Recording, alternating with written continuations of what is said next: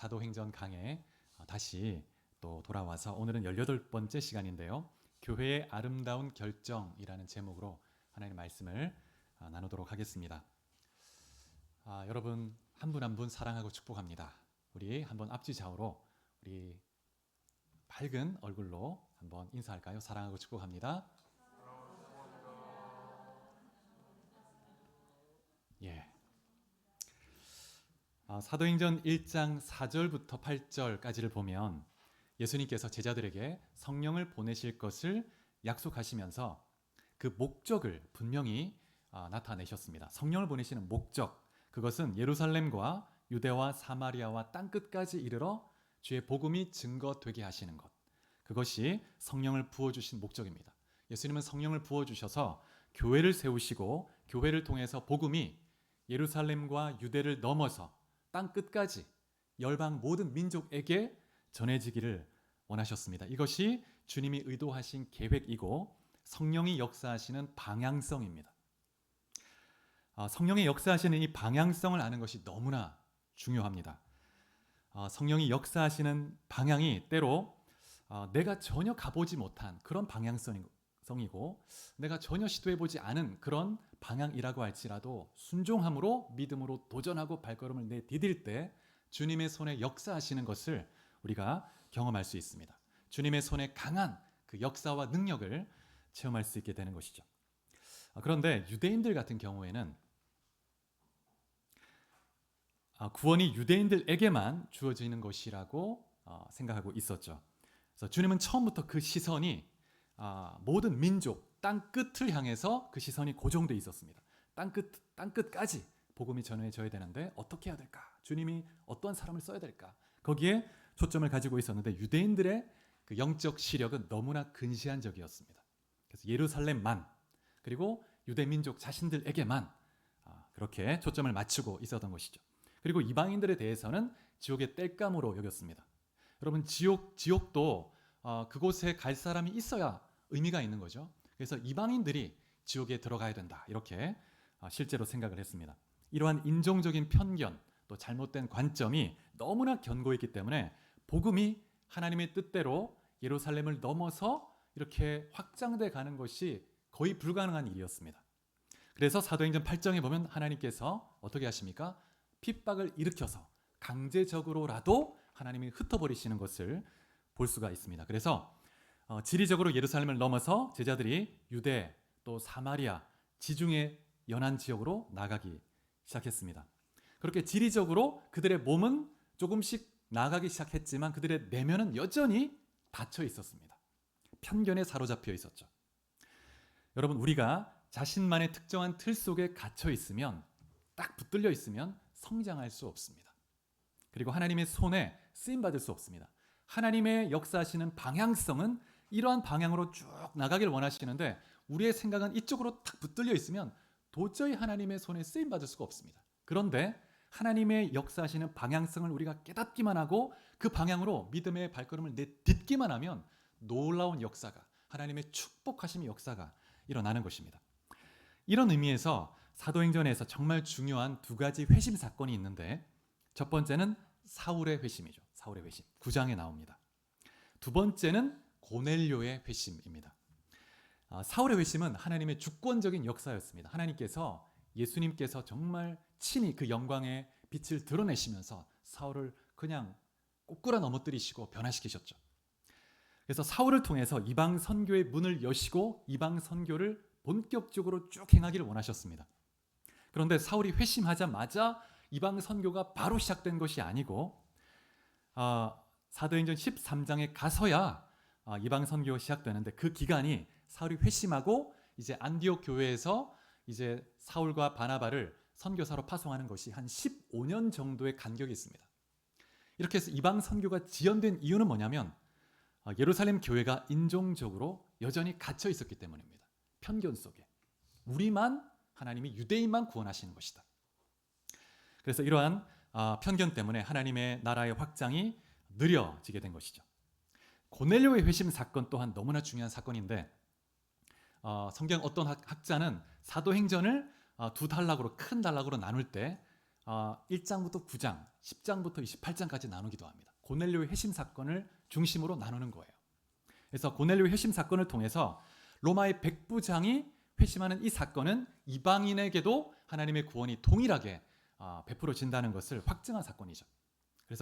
그래서 베드로가 성령의 특별한 인도하심을 받고 이 고넬료의 집에 가서 말씀을 전할 때 성령께서 말씀을 전할 때 개입하시고 성령께서 드러나십니다. 그래서 그들 모두가 예수를 믿고 세례를 받았죠. 특별히 고넬료와 그 가족들이 방언을 말하면서 또 하나님을 높였다고 말하고 있습니다. 그래서 하나님께서 이스라엘 백성들에게 성령을 부어주실 때 나타났던 그 외적 표적이 고넬료 가운데, 그 가족들 가운데 이방인들에게도 똑같이 나타난 것입니다. 그래서 하나님께서 고넬료의 이 회심과 성령의 임하심을 통해서 이방인에게도 하나님께서 구원을 동일하게 베푸신다는 것을 교회 가운데, 예루살렘 교회 가운데 확증하시고 드러낸 것이죠. 그런데 로마 백부장이 이방인이 회심했다는 이 소식은 예루살렘에 있는 유대인 그리스도인들에게 그렇게 기쁜 소식이 아니었고 좀 불편한 소식이었습니다. 베드로가 예루살렘으로 돌아오자마자 이 유대인 그리스도인의 첫 번째 반응은 뭐냐면 함께 기뻐하면서 감사하고 하나님을 찬양한 것이 아니고 베드로를 비난하는 것이었습니다. 너가 왜 이방인의 집에 가서 함께 식사했느냐? 그렇게 하면서 비난했다는 것입니다. 오늘 본문 11장 2절에 보면 그렇게 말씀하고 있습니다. 비난했다고 말하죠. 그래서 11장 4절에 보면 베드로가 이 일을 차례로 설명하기 시작합니다. 이 고넬료의 회심 사건은 10장에 나오는데 11장에서 이 사도행전의 저자 누가는 이 고넬료의 회심 사건을 다시 한번 베드로의 입을 통해서 반복해서 요약적으로 언급하고 있습니다. 똑같은 내용을 요약적으로 다시 반복하고 있습니다. 이것은 누가복음의 저자, 사도행전의 저자 누가가 이 고넬료 회심 사건이 너무나 중요하기 때문에 강조하는 것입니다. 11장 15절에 보면 베드로가 자신이 전했던 설교의 내용을 이렇게 생략하고 곧바로 성령이 임한 사건을 언급하고 있죠. 그러면서 처음 우리에게 성령을 부어주셨던 것처럼 그들에게도 성령이 임하셨다 이렇게 말하고 있습니다. 그러면서 베드로가 그 마음속에 사도행전 1장 5절이 생각났다는 것입니다. 요한은 물로 세례를 베풀었으나 너희는 몇 날이 못되어 성령으로 세례를 받을 것이다. 이 말씀이 생각났다. 그래서 이 성령을 부어주시는 이 일은 우리 유대인에게만이 아니라 이방인들에게도 똑같이 하나님이 부어주시는 그런 은혜라는 것을 깨달았다는 거예요. 그래서 이 고넬료와 그 가족들이 성령을 받은 이 사건은 이방인을 위한 오순절 성령 강림이라고 말할 수 있습니다. 그래서 오순절 성령 강림 때 처음 유대인들에게 마가의 다락방에 성령이 부어졌다면 이제 고넬료의 집에 이방인을 위한 성령 강림이 임한 거예요. 이방인의 선교의 문이 활짝 열려지게 된 것입니다. 그러면서 17절에 보면 베드로가 이렇게 말합니다. 하나님이 우리가 예수를 믿을 때 주신 것 같은 선물을, 성령을 그들에게도 주셨으니 내가 누구이기에 하나님을 능히 맡겠느냐? 내가 누구이기에 하나님을 맡겠느냐? 그래서 베드로는 하나님의 말씀대로 순종한 것밖에 없습니다. 하나님이 가라고 해서 고넬료의 집에 갔고 하나님이 말씀을 증거하라고 해서 말씀을 증거했습니다. 그러자 성령께서 강력하게 오순절 마가의 다락방에서처럼 임하신 거예요. 하나님을 높이고 방언으로 하나님을 찬양하고 그렇게 놀라운 역사가 나타났습니다. 그래서 그 온 가족이 세례를 받고 하나님의 백성이 된 것입니다. 18절에 보면 베드로의 이 증언을 듣고 나서 이 예루살렘 교회 사도들과 형제들이 어떻게 합니까? 잠잠했다고 말합니다. 하나님이 이렇게 역사하셨다면 더 이상 비난할 또 반대할 근거가 없는 거예요. 하나님이 베드로를 철저히 인도했다는 걸 보면서 이 일은 하나님이 하신 일이구나. 하나님께서 이방인에게도 우리와 똑같이 구원을 베푸시는 것이구나. 이렇게 인정하게 된 것입니다. 그러면서 하나님을 높이고 영광을 돌렸다고 말하고 있습니다. 여러분, 때로 우리가 우리 자신의 관점이 잘못됐음을 인식해도 그것을 인정하고 이렇게 시인하는 것이 쉽지 않습니다. 하나님 앞에 순복하는 것 쉽지 않습니다. 예루살렘 교회 사도들, 형제들이 하나님 앞에 하나님의 일하심을 보고 하나님 앞에 자신들의 편견을 내려놓고 하나님께서 일하시는 그 방식을 받아들인 거예요. 하나님이 이방인에게도 똑같이 구원을 베푸신다는 것을 우리가 알았습니다. 하나님께 영광을 돌립니다. 이렇게 고백했던 것입니다. 여러분, 이 예루살렘 교회는 완전한 교회는 아니었지만 그래도 하나님의 인도함을 받는 교회였고 하나님의 인도하심을 따라 한 걸음 한 걸음 성장해가는 교회였습니다. 이 사건을 계기로 예루살렘 교회와 사도들이 이방인에게도 구원의 은혜가 베풀어졌음을 확정했습니다. 그래서 인종적 장벽이 이제 넘어지게 된 겁니다. 무너지게 된 것이죠. 그래서 18절에 예루살렘 교회가 이렇게 결정하고 선언했습니다. 우리 18절 말씀을 같이 한번 읽어볼까요? 18절 시작. 그들이 이 말을 듣고 잠잠하여 하나님께 영광을 돌려 이르되 그러면 하나님께서 이방인에게도 생명을 얻는 회개를 주셨도다. 예루살렘 교회 사도들과 형제들이 이렇게 결정을 내렸습니다.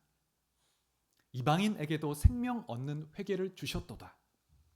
이 말은 생명에 이르는 회개의 길을 열어주셨다는 겁니다. 회개의 기회를 주셨다는 것입니다.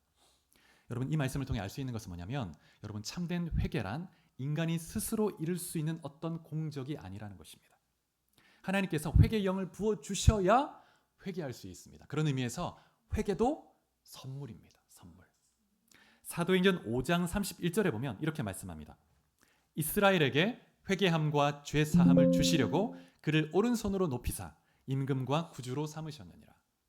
하나님께서 이스라엘에게 회개함과 죄 사함을 주신다고 말씀합니다. 회개함을 주신다는 거예요. 그리고 사도행전 14장 27절에 보면 사도 바울이 바나바와 함께 1차 선교 여행을 마치고 나서 다시 안디옥에 돌아와서 선교 보고를 하는데 뭐라고 하냐면 하나님께서 이방 사람들에게 믿음의 문을 열어주셨다고 보고하고 있습니다. 하나님이 믿음의 문을 열어주셨다는 거예요. 하나님이 회개의 영을 부어주셔야 하고 믿음의 문을 열어주셔야 회개할 수 있고 믿음의 고백을 할 수 있는 것입니다. 우리가 말씀을 하나 찾아보겠습니다. 스가랴 12장 10절. 스가랴 12장 10절입니다.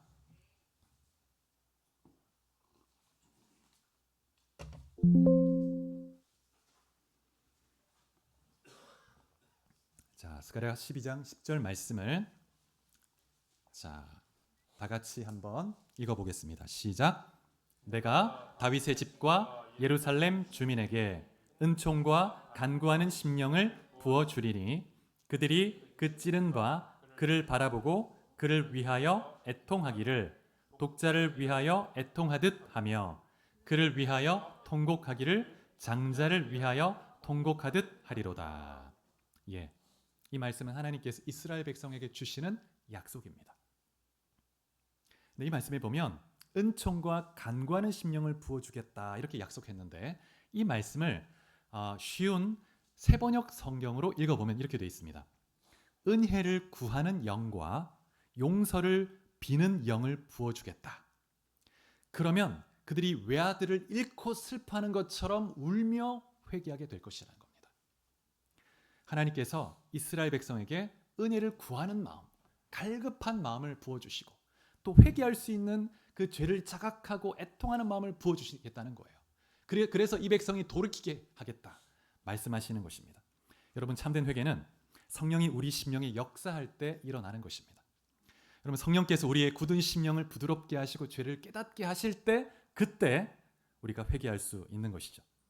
그래서 여러분, 요한 1서 1장 9절에 보면 우리가 우리 죄를 자백하면 그는 미쁘시고 의로우사 우리를 그 죄에서 깨끗게 하신다고 말씀했는데 이때 자백한다는 단어가 이 헬라어가 보면 호모로게오라는 말입니다.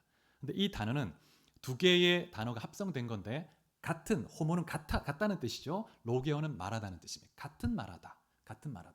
그래서 이거를 좀 의역해 보면 성령께서 우리의 마음속에 진교야 그것은 죄다. 죄를 깨닫게 하실 때 우리가 시인하는 거예요.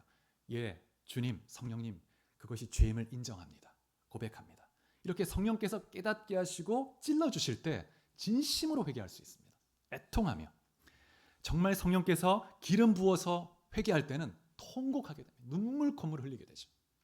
그런 은혜가 있을 때 정말 우리의 삶의 열매로 변화가 일어나게 되죠. 여러분 안에 그런 성령으로 말미암아 일어나는 정말 기쁜 회개가 일어날 수 있기를 축복합니다.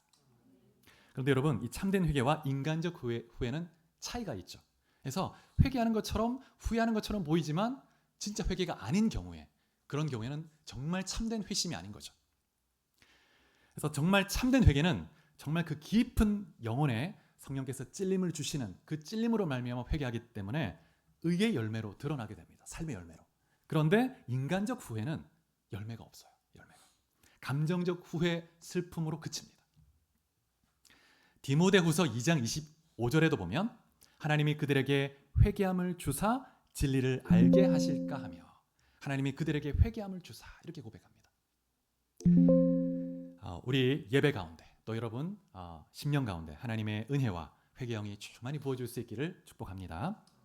19절 이후를 보면 오늘 본문 말씀인데요, 최초의 이방인 교회라고 할 수 있는데 안디옥 교회의 설립 과정이 나와 있습니다.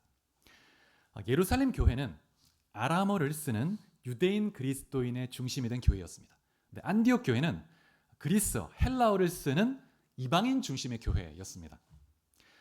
자, 그러면 이 안디옥 교회는 누가 설립했을까요? 오늘 본문 19절부터 21절에 보면 그 설립 배경이 나와 있는데, 스데반의 그 순교 때 예루살렘에 엄청난 핍박이 일어났습니다. 이때 사도들을 제외하고는 대부분의 그리스도인들이 예루살렘을 떠나서 피했다고 말씀하고 있습니다.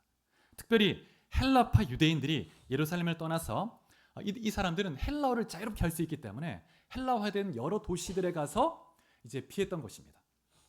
그래서 유대, 사마리아, 또 지중해 연안 여러 도시들, 그리고 또 지중해 바다에 있는 구브로, 사이프러스 그 섬에까지 가기도 했습니다. 그런데 이들이 핍박을 피해서 도망가서 그냥 숨어 있었던 것이 아니라 이들이 가는 곳마다 복음을 전했습니다. 복음을. 그래서 예수님을 믿는 것 때문에 핍박을 받고 피해서 도망을 갔는데 또 피해 간 그곳에서도 예수를 또 증거하는 거예요. 바울과 바나바 같은 경우에는 사도행전 16장에 보면 빌립보에 갔을 때 감옥에 갇히게 되죠. 그래서 감옥에서도 복음을 전하고 감옥의 간수를 예수 믿게 합니다. 세례를 줍니다. 그래서 예수의 사람, 예수의 제자는 가는 곳마다 복음을 전하는 것, 예수의 이름을 증거하는 것이 본질적 사명인 줄 믿으시기 바랍니다. 그래서 여러분이 가는 곳마다 예수 이름이 드러나야 합니다. 19절에 보면 한 가지 주목할 만한 부분이 있는데, 19절 끝에 보면 이들이 유대인들에게만 복음을 전했다는 거예요. 유대인들에게만. 이들의 안에는 어떤 생각이 있었냐면, 이방인에게도 하나님이 구원을 주시지만 하나님의 백성이 되기 위해서, 구원을 받기 위해서는 먼저 유대인이 되고 나서 복음을 들어야 된다, 이런 생각이 있었던 거예요. 그래서 예루살렘에 있는 많은 유대인 그리스도인들은 이들이 먼저 유대인이 되기 위해서 할례를 받고 음식 규례도 지키고 여러 가지 율법의 사항도 지키고 난 다음에야, 그리고 나서야 예수를 믿어야 된다. 그래서 예수를 믿지만 할례도 하고 이것도 해야 된다, 이런 사람이 많았던 거예요. 그래서 안디옥에 가서도 이때 유대인들에게만 복음을 전한 것입니다.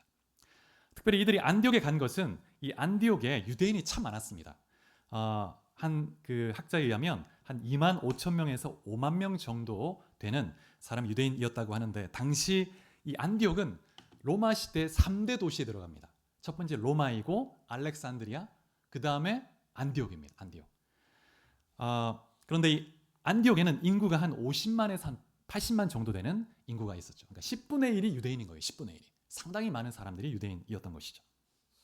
그런데 이 안디옥 같은 경우에는 가까운 그 도시 다프네라는 도시가 있는데, 이 도시에 다프네 여신을 위한 신전이 있고 아폴로 신전도 있습니다. 근데 대개 이 지중해 연안 로마 시대에 여신을 숭배하는 신전이 많았는데, 여신을 숭배하는 그 신전에서는 항상 성매매가 이루어집니다. 성매매가.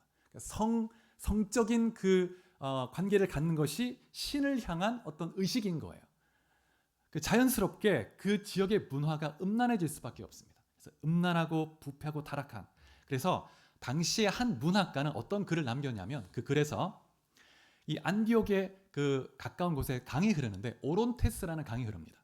근데 오론테스에서 흐르는 강의 오물이 그 로마에 흐르는 강이 테베르 강이 있는데 테베르 강에 흘러서 오염시켰다, 이런 글을 쓸 정도로 이 안디옥의 그 문화가 음란하고 부패하고 타락한 그런 문화였습니다. 근데 하나님 백성들이 이곳까지 가서 복음을 전하고 외쳤던 것이죠. 그래서 이스라엘 백성들이 이 유대인 그리스도인들이 복음을 전하긴 했지만 여전히 편견이 완전히 사라지지 못했습니다. 그래서 이 편견이 얼마나 무서운가를 알 수 있는데 여러분 안에도 한번 돌아보십시오. 내가 정말 하나님의 성경적 관점이 아닌데 나만의 틀 속에 나는 이것이 옳다. 그걸 양보할 수 없고 내려놓을 수 없는 그 틀이 있죠. 성경을 통해 하나님이 말씀하실 때 내려놓을 수 있어야 합니다. 자기 부인의 그런 시간이 될 수도 있겠습니다. 그래서 이러한 편견들은 우리가 하나님 앞에 성장할 수 없도록 방해하는 그런 방해물이 되죠. 그래서 우리가 이러한 편견을 내려놓고 하나님 앞에 온전히 나아갈 때 우리가 성장하고 하나님 나라의 도구로 쓰임받을 수 있는 것입니다. 그런데 오늘 본문에 보면 11장 20절에 보면 흩어진 사람들 중에 구브로와 구레네 출신 몇 사람이 이 안디옥에 가서 대부분은 유대인들에게만 복음을 전했습니다. 그들의 편견이 있어서. 그런데 그 중에 몇몇 사람이 헬라인에게도 복음을 전했다는 거예요. 선을 넘어간 거죠. 새로운 시도를 하는 거예요. 그 이전에 한 번도 해본 적이 없는, 다른 사람 해본 적이 없는 일을 하는 것입니다. 그런데 주의 손이 그들과 함께 했다고 말씀하고 있습니다. 여러분, 그들의 시도, 새로운 도전이 성령의 방향성과 일치한 거예요. 너가 내가 원하는 방향으로 일을 하는구나, 시도하는구나. 그러면 주님이 함께 하시고 역사하시는 겁니다. 그래서 우리는 우리 삶 속에 하나님이 어떤 방향으로 일하시는가, 또 우리가 이 땅 가운데, 이 민족 안에서 하나님이 이 지역 가운데 어떤 일을 행하기 원하시는가, 이 민족 가운데 하나님 어떤 일을 행하기 원하시는가, 그걸 딱 분별하고 그 방향성으로 딱 우리를 온전히 던지면 주님이 놀랍게 우리를 쓰시는 것이죠. 여러분, 이것이 안디옥 교회 시작이었습니다. 그래서 정말 몇몇 사람들이 새로운 시도를 했을 때 이방인들이 주님께 돌아왔고 교회가 세워지게 된 것이죠. 그래서 안디옥 교회는 소수의 이름 없는 몇몇 성도들을 통해서 세워지게 되었습니다. 여러분, 하나님의 나라가 자라가고 교회가 세워지고 하나님 나라가 확장되는 그 과정은 대단한 사람, 유명한 사람을 통해서 되는 것이 아니고 소수일지라도 복음의 열정을 가지고 믿음으로 새로운 도전을 하면서 복음을 전하는 그러한 성도를 통해서, 제자를 통해서 일어난다는 것을 여러분 믿으시기 바랍니다. 우리 주님 사랑교회 모든 성도님 한 분 한 분이 그런 하나님 나라의 도구가 다 될 수 있기를 축복합니다. 22절에 보시면 예루살렘 교회가 안디옥 지역의 이 도시에 이방인들이 복음을 받아들였다는 소식을 듣게 되었습니다. 이미 고넬료 사건을 통해서 이방인에게 대한 이 구원의 마음이 열린 상태였고 어떻게 이방인을 섬길까 그런 생각을 하고 있던 중이었는데 안디옥의 이방인들이 복음을 직접 들었다는 얘기를 듣고 이제 어떻게 할까 고민을 하고 함께 기도하는 가운데 바나바를 보내기로 결정했습니다. 바나바를 일종의 선교사를 파송하는 것입니다. 안디옥은 당시로서는 선교지와 같은 그런 의미였죠. 이 바나바는 사도행전 4장에 한번 언급된 인물인데 레위인이고 구브로 출신입니다. 사이프러스 섬. 그리고 헬라파, 이 구브로에서 자랐기 때문에 헬라어를 아주 능통하게 하는, 그러면서 또 예루살렘 교회 지도자들에게도 굉장한 신임을 받았던 그런 인물이죠. 근데 이 사람에게 은사가 있습니다. 어떤 은사가 있을까요? 성도들을 위로하고 권면하는 그런 은사가 있는 거예요. 그 한 사람 한 사람의 내면의 장점과 은사를 아주 격려해주고 그 은사가 드러나게 해주는 그런 굉장히 공동체를 세우는 그런 은사가 있는 사람이었습니다. 그리고 사도행전 4장에 보면 자신이 가진 밭을 다 팔아서 하나님 앞에 드릴 만큼 정말 헌신된 그런 사람이었죠. 그래서 이 바나바는 유대파 그리스도인과 헬라파 그리스도인 사이에 다리를 놓을 수 있는 그런 역할을 했던 사람입니다. 그래서 오늘 본문에 보면 24절에 바나바를 또 어떻게 소개하고 있냐면 착한 사람이다 이렇게 소개하고 있습니다. 착한 사람. 그리고 성령과 믿음이 충만한 사람이다. 사도행전 6장에 보면 스데반을 소개할 때도 성령과 믿음이 충만하다 이렇게 소개하고 있습니다. 그래서 이 바나바는 스데반 수준의 그런 믿음과 성령이 충만한 인물이었습니다. 그리고 착한 사람, 이런 착한 사람이라는 표현을 이 누가복음에 한번 아리마대 요셉에게 쓰여졌고 사도행전에서는 이 바나바에게 유일하게 쓰여지고 있습니다. 근데 현대어 성경을 보면 이 착한 사람이라는 이 표현을 어떻게 번역하냐면 친절한 사람이다 이렇게 표현하고 있습니다. 친절한 사람. 여러분, 착하다는 것이 뭡니까? 정말 성령 충만한 사람은 정말 한 영혼 한 영혼을 사랑하고 겸손하게 섬기죠. 배려하고 기다려주고, 그런 모습은 그 타인에게 친절한 모습으로 말 한마디를 해도 그 사람을 잘 배려하고 또 그 사람 마음이 상하지 않도록 말 한마디 한마디를 해주는 거죠. 그래서 이 바나바는 정말 공동체를 세우는 인물인 거예요. 그리고 헬라어에 능통하고 또 헬라 문화권이 자랐던 그런 인물이기 때문에 예루살렘 교회가 기도하면서 안디옥 교회에 바나바를 보내자, 이렇게 결정을 한 것입니다.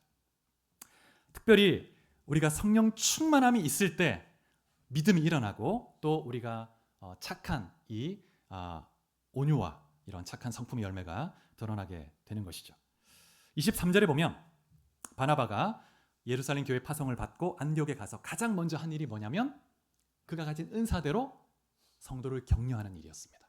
격려하고 위로하고 믿음에 굳게 서 있으라, 그런 일을 했습니다. 처음에 가서 이 안디옥 교회에 가서 성도들을 봤을 때 아직 교회라고 할 수 없죠. 아직 시스템에 갖춰져 있지 않았고 또 지도해야 할, 건면해야 할 그런 부분이 많았을 겁니다. 그들은 아직 초신자고 이방 문화에 익숙한 사람들이었기 때문에 아직 좀 이렇게 바꿔야 될 부분이 많았을 거예요. 그래서 하고 싶은 말이 많았을 수도 있는데 그렇게 판단하고 비평하지 않고 그 모습 그대로 하나님의 은혜가 임해 있는 것을 보면서 그들을 격려하는 거예요. 그래서 하나님의 은혜를 보면서 기뻐했다고 말하고 있습니다. 그랬을 때 한 사람 한 사람 믿음 안에서 서고 공동체가 하나로 모아지게 된 것이죠. 여러분, 이러한 격려의 사람이 있을 때 공동체가 세워지는 것이죠. 그래서 우리 교회도 우리 한 분 한 분 때로 우리가 서로를 바라볼 때 부족한 부분이 다 있습니다. 또 우리 어떤 교회의 어떤 부분에 있어서 그럴 때 먼저 하나님의 은혜가 어떻게 일하시는지 그 하나님의 은혜의 손길을 보면서 품을 필요가 있습니다. 품고 사랑하고 기도하고 배려하고, 그럴 때 그러한 한 사람 한 사람을 통해서 교회가 세워지고 공동체가 하나님의 도구로 준비되는 것입니다. 그래서 바나바가 안디옥에 가서 성도들을 돌보자 큰 무리가 죽게 더했다, 이렇게 말씀하고 있습니다. 큰 무리가 죽게 돌아오게 된 것입니다. 그리고 나서 바나바가 한 일이 뭐냐면 이 안디옥은 굉장히 음란하고 부패한 그런 문화로 가득한 곳이기 때문에 홀로 목회를 하는 것이 쉽지 않겠다는 판단을 합니다. 그래서 동력자가 필요하다는 생각한 거예요. 그래서 기도하기 시작했습니다. 하나님, 동력자를 보내주십시오. 그래서 기도하는 가운데 사울이 생각이 난 거예요. 사울이. 당시에 사울은 그 안디옥에서 한 4시간, 오늘날 이 안디옥에서 이 사울의 고향인 다섯까지 가기 위해서는 버스로 한 4시간 정도 가야 된다고 합니다. 그 성지순례 가면. 그러니까 이 거리가 버스로 4시간이니까 뭐 한 엄청난 먼 거리죠. 걸어서 가야 되니까 또 산맥을 넘어가야 됩니다. 그래서 굉장히 험난한 여정인데 바나바가 기도하면서 성령께서 감동을 주셔서 사울을 수소문만 합니다. 그래서 찾아갑니다. 그래서 오늘 본문에 보면 사울을 찾아 다소로 갔다고 했는데 이 찾았다는 단어가 어려움을 겪으면서 찾아 헤맸다는 의미가 있습니다. 동력자를 데려오기 위해서 어려움을 겪으면서도 찾아가서 요청해 오는 것입니다. 그래서 사울도 이때 오랜 기간 동안 주님 앞에 기도하면서 준비하고 있었는데 하나님이 또 사울에게 헌신의 마음을 주셔서 같이 와서 공동 목회를 하기 시작한 것입니다. 여러분, 이 바나바의 모습을 보면 정말 이 바나바의 이 리더십의 가장 큰 특징은 사람을 세우는 리더십이죠. 사람을 세우는 리더십. 리더십의 특징이 다 다를 수 있습니다. 행정적 리더십이 있을 수 있고 또 카리스마적인 리더십이 있을 수 있고 한 사람 한 사람을 품고 세우는 목자적 리더십이 있을 수 있죠. 근데 당시에 사울은 예루살렘 교회로부터 인정을 받지 못했습니다. 그래서 교회를 핍박했던 그 이력 때문에 사람들이 꺼려하는 거예요. 그래서 주님의 몸된 교회를 위해서 헌신하고 쓰임받지 못했는데 이 바나바가 사울을 교회에 이끌어주는 그런 다리 역할을 해주었던 것이죠. 그래서 바나바가 사울이 함께 동력하며 안디옥 교회를 건강하고 아름답게 세워갈 수 있었던 것을 볼 수 있습니다. 26절에 보시면 이 안디옥 교회 성도들이 이때 이 처음으로 그리스도인이라는 일컬음을 받았다 말씀하고 있습니다. 이 호칭은 이 안디옥 교회 성도들이 늘 그리스도를 말하고 또 그리스도를 증거하고 늘 입만 열면 그리스도가 나오는 거예요. 그러니까 그 세상의 사람, 그 안디옥 사람들이 약간은 조롱 섞인 투로 그렇게 부르기 시작한 것입니다. 예수쟁이다, 그리스도인이다, 이렇게. 여러분, 안디옥 교회 성도들은 그리스도로 충만한 사람들이었습니다. 그리스도를 생각하고 그리스도를 말하고 24시간 그리스도와 동행하려고 애썼던 그런 사람들이죠. 여러분, 예수님의 제자는 나는 죽고 예수로 사는 삶, 24시간 주님과 동행하기를 애쓰는 사람, 그 사람이 예수의 제자입니다. 27절 이후를 보면 아가보라는 선지자 예언이 있었는데 이 예언대로 글라우디오 황제 때 AD 49년에 온 천하에 흉년이 들게 됩니다. 그래서 예루살렘 교회가 정말 힘든 어려움을 겪게 됩니다. 그래서 아마 이때 안디옥 교회도 쉽지는 않았을 거예요. 온 천하에 흉년이 들었기 때문에. 그런데 그럼에도 불구하고 예루살렘 교회의 형편이 더 어려웠기 때문에 안디옥 교회가 기도하면서 구제 헌금을 보내기로 결정하는 겁니다. 여러분 그 모 교회가 어디입니까? 예루살렘 교회고 지교회가 지금 이 안디옥 교회죠. 그래서 지금 돕더라도 모 교회가 도와야 되는데 지교회가 본 교회를 모 교회를 돕고 있는 거예요. 참 아름다운 모습이죠. 여러분 주님은 교회가 교회를 섬기는 것, 한 성도가 또 한 성도를 섬기는 것도 기뻐하시지만 교회가 교회를 돕는 것, 교회가 선교사를 돕는 것 너무 기뻐하시는 것이죠. 주님의 피로 구원하신 다 한 몸이기 때문에 함께 우리가 하나님 은혜를 누리기를 원하시는 것입니다. 그래서 오늘 본문에 보면 힘 닿는 대로 예루살렘 교회를 섬겼다고 말합니다. 힘 닿는 대로. 그들도 어려웠지만 그러나 힘 닿는 대로 예루살렘 교회를 위해서 섬긴 것을 볼 수가 있습니다. 오늘 본문에 보면 교회가 세 가지 아름다운 결정을 내린 것을 볼 수 있습니다. 첫 번째는 이방인에게도 하나님의 구원이 동일하게 베풀어진다는 것을 받아들이고 이방인의 구원에 대한 공적인 선포를 내렸습니다. 오랜 전통을 버린다는 것이 쉽지 않습니다. 그 인종적 오랜 편견 깨는 것이 정말 어렵습니다. 여러분 외국에 가보신 분들 아시겠지만 저도 또 여러 나라에 가서 살 기회가 있었는데 인종 차별은 아마 역사상 주님 오실 때까지 없어지지 않을 것 같아요. 여러분 제가 남아공에서 좀 있었는데 흑인들이 우리를 무시합니다. 흑인들이. 그러니까 정말 인종적 이 차별 무시는 없어지지 않습니다. 우리도 그렇지 않습니까? 여러분 이 동남아에서 온 이런 어떤 그 노동자들 참 어떤 면에 조금 이렇게 무시하는 그런 마음들이 조금씩 다 있잖아요. 이게 얼마나 인간이 교만한지. 여러분 우리 조선시대 같은 경우에 이 신분제도가 얼마나 엄격했습니까? 그죠? 그래서 양반, 천민이 함께 식사해서 앉는다는 거 상상할 수가 없습니다. 그래서 선교사님이 처음 조선에 와서 교회를 세우고 예배를 드릴 때 양반 그리스도인이 노비들과 함께 예배할 수 없다. 우리는 어찌 함께 예배를 드리냐.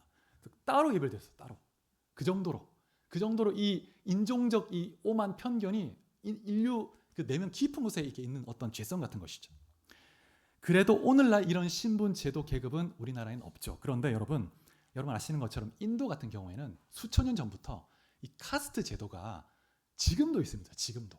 그래서 네 계급이 있죠. 그래서 직업에 따라 피부색에 따라 이렇게 좀 분리가 되는데 승려 계급이 브라만인데 가장 높은 계급입니다. 그리고 통치자 계급, 군인 이런 계급이 크샤트리아, 그다음에 상인 계급이 바이샤이고 또 천민 계급이 수드라입니다. 그리고 이 네 계급 하위에 더 많은 계급이 또 나누어집니다. 그런데 이 계급 사이에는 서로 결혼하지 않습니다. 그 계급 안에서만 결혼을 하려고 했죠. 그런데 이 네 계급에 들어가지 못하는 더 낮은 계급이 또 있어요. 달리트라는 불가촉 천민이 있습니다. 이 사람들은 하는 일도 세상에서 가장 비천하고 더러운 그 일만 합니다. 세상이 찌꺼기 같은 그런 삶을 사는 거죠. 그래서 정말 이런 계급 제도가 오늘날에도 있는 거예요. 오늘날에도. 여러분 그런데 유대인과 이방인 사이의 그 관계 골은 유대인이 바라보는 그 이방인의 이 관점, 그 오만과 편견은 이 인도의 그 인도 사람이 가진 그 카스트 제도보다 더 깊은 것입니다. 더 강렬하죠. 그런데 그 오랜 전통, 오랜 그 어떤 관습, 그 사고를 제자들이 예루살렘 교회 지도자들이 하나님 앞 겸손히 내려놓고 이방인을 받아들이고 결정한 것. 이건 놀라운 결정입니다. 아름다운 결정이죠. 쉽지 않은 일이었습니다. 하나님이 기뻐하시고 교회를 축복하시고 교회를 통해서 놀랍게 일을 하신 것을 볼 수가 있습니다. 두 번째는 예루살렘 교회가 음란하고 부패한 도시인 안디옥에 있는 이방인 교회 가운데 회심자가 일어났다는 얘기를 듣고 성령 충만한 목회자를 보내기로 결정한 것. 이것도 아름다운 결정입니다. 아까도 말씀드린 것처럼 예루살렘 교회 입장에서 보면 그 안디옥 지역은 선교지입니다. 그 선교지에 교회가 선교사를 파송한 거예요. 그들을 돌보기 위해서, 믿음으로 세우기 위해서. 사랑의 결정입니다. 하나님이 기뻐하신 결정이죠. 세 번째, 안디옥 교회가 흉년으로 어려움을 겪고 있을 때, 예루살렘 교회가 어려움을 겪고 있을 때 안디옥 교회가 구제연금을 보내기로 결정한 이 결정, 아름다운 교회의 결정인 것입니다. 이러한 결정들을 통해서 교회가 세워져 가고 하나님 나라가 확장되어 가는 것을 볼 수 있습니다. 여러분, 그런데 이러한 교회 결정들은 단순히 교회가 의논해서 결정한 것을 넘어서 이런 결정이 나오기 위해서 그들 안에 먼저 결단이 있었습니다. 결단. 그들 안에 하나님 앞에 결단이 없으면 이런 결정이 나올 수가 없는 거예요. 그래서 여러분, 우리 주님 사랑 교회가 주님 보시기에 늘 자기 부인의 믿음의 결단을 내리고 또 아름다운 결정을 내리면서 하나님의 마음을 기쁘시게 하고 하나님 나라 확장하는 귀한 믿음의 교회로 우리가 쓰임받을 수 있기를 주의 이름으로 축복합니다. 같이 기도하시겠습니다. 말씀을 생각하면서